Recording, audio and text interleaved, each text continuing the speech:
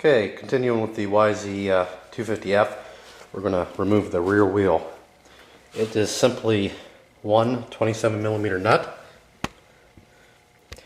and you'll probably want an air tool or a breaker bar.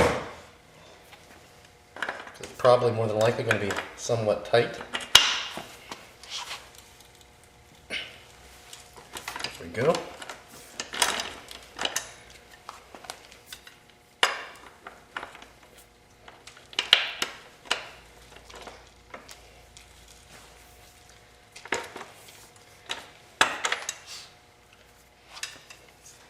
And we're taking it apart in certain steps, and you'll see the reason why later.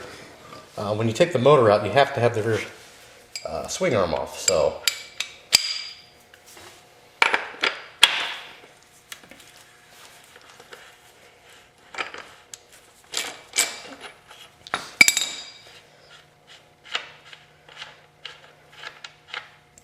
once you get the nut and the washer off, take a mallet. This is a plastic style here,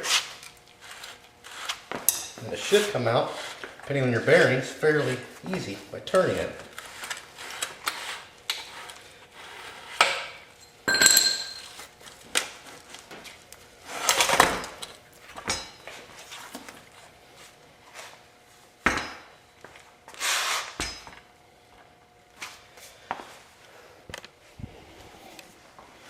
There's the rear wheel.